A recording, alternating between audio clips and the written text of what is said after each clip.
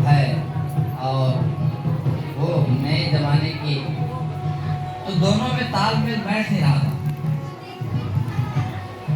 ये नए ढंग से सोचती थी जो बहू आई थी, और जो घर का बूढ़ा था वो पुराने ख्यालात का था, वो पुराने ढंग से सोचता था। उसकी जो बहू आई थी वो सर ढक के चलना नहीं चाहते थे, वो सिनेमा में जाना चाहते थे, बाजार में घूमना चाहते थे, जींस पहनना चाहते थे। तो बूढ़ा उसको क्या करता था, रोकता था। तो दोनों में तालमेल नहीं बैठ रहा था। और एक दिन अपने पति से वो कहते हैं, देखो जी, इस बूढ़े के साथ मेरा तालमेल नहीं बैठता है, इसकी कहीं व्यवस्था कीजिए।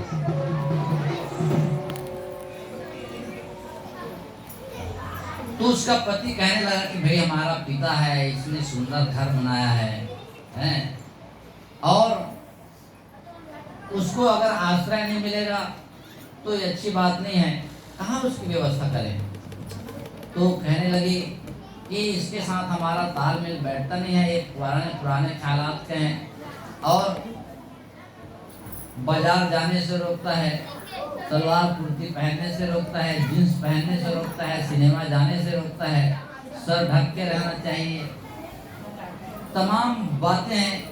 और इसके साथ तालमेल हमारा बैठता नहीं, कहीं न कहीं व्यवस्था कीजिए, या तो ये बूढ़ा रहेगा या फिर मैं रहूँगा।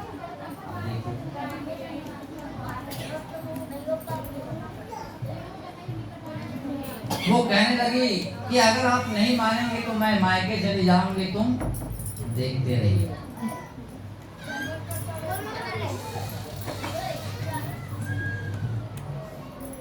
वो उसके वश में हो गया और कहा कि ठीक है, तुम्हें कहीं जाने की जरूरत नहीं है, हम इस बूढ़े बाबा की व्यवस्था करेंगे। एक दिन हिम्मत करके उसका बेटा कहता है कि पिताजी आज आपको हम घुमाने ले जाएंगे। बूढ़ा बाबा जो है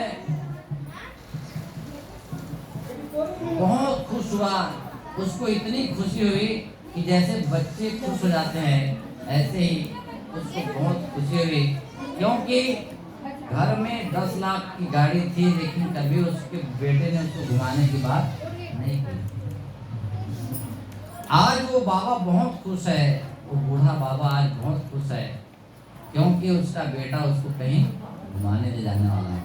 तो पहले से जैसे बच्चे नहा धो के तैयार हो जाते हैं, कपड़े नए कपड़े पहन के, वैसे ही नहा धो करके पहले से कपड़ा उपड़ा पहन के तैयार हो गया और पहले से गाड़ी में जाके बैठ गए। अब ये दोनों मियाँ बीवी अपना तैयार होकर के आए और गाड़ी पे बैठे, गाड़ी चली, पर घूमने जैसा कोई जगह नहीं था।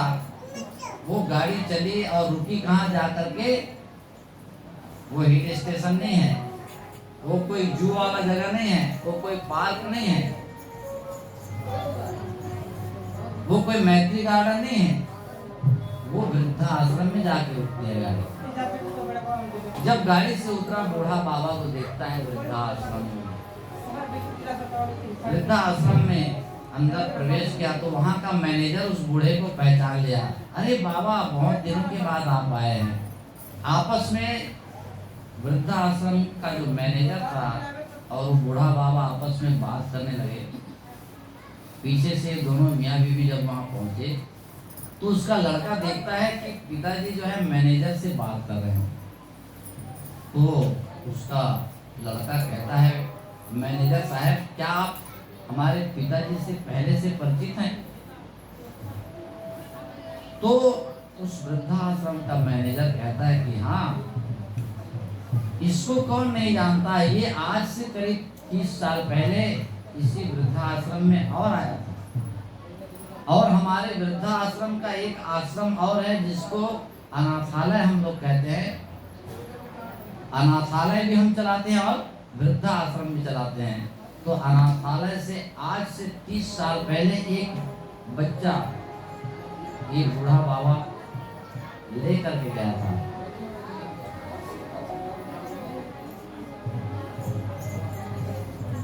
इसलिए इस बूढ़े बाबा को मैं पहचानता हूँ, जानता हूँ। और जब वो बच्चा लेकर के गया था तो उस समय इनकी आंखों में आंसू था और बहुत रो रो करके ये मंगा था कि एक बच्चा मुझे दे दीजिए।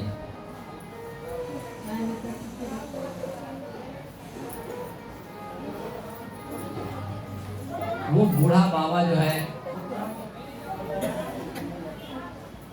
परिचय कराता है कि मैनेजर साहब, जिस बच्चे की आप बात कर रहे हैं वो 30 साल पहले मैं इसी को लेकर के गया था और इसकी परवरिश की, पढ़ाया लिखाया, इंजीनियर बनाया और मेरे पूरे जायदाद का इसको क्या बना दिया हूँ, मालिक बना दिया हूँ, वारिस बना दिया हूँ। और जब ये विवाह योग्य हुआ तो ये लोग देख रहे हैं सुंदर परी जैसी बहू से इसका भी शादी भी करा दिया।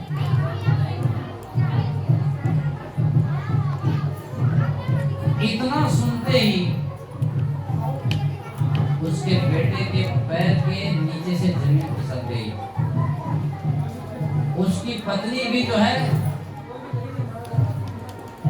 काटो तो खून नहीं, उसकी आंखें फटी की फटी रह गई और बिल्कुल काट की पुतली बन गई। जिस बूढ़े ने आज से 30 साल पहले इस अनाथालय से बच्चे को ले गया था, वही बच्चा जिसको परवरिश करके, पढ़ा लिखा करके, योग्य बना करके और विवाह शादी करके पूरे अपने जायदाद का वारिस बना दिया, अब वो उसी बूढ़े को कहाँ लाया है?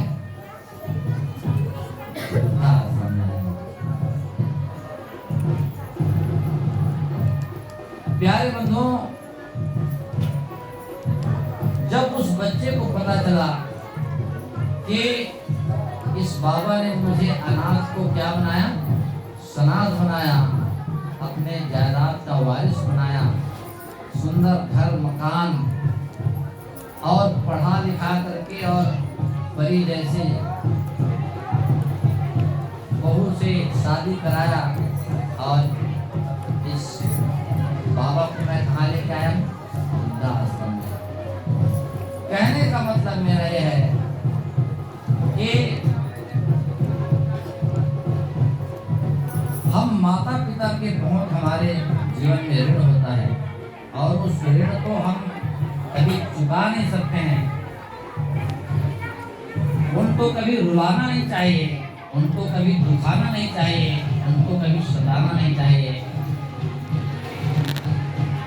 अगर भवन बनता है तो उनको भी आश्रय मिलना चाहिए, सहारा मिलना चाहिए। कल लोग कहते हैं हम दो, हमारे दो, हम दोनों रहेंगे, हमारे 2 बच्चे रहेंगे, अब बूढ़ा बूढ़ी कहाँ रहेंगे? तो या तो उनको अलग कर देते हैं या वृद्धाश्रम में रख देते हैं, कहीं भीख मांग रहे हैं, कहीं सड़क पे है।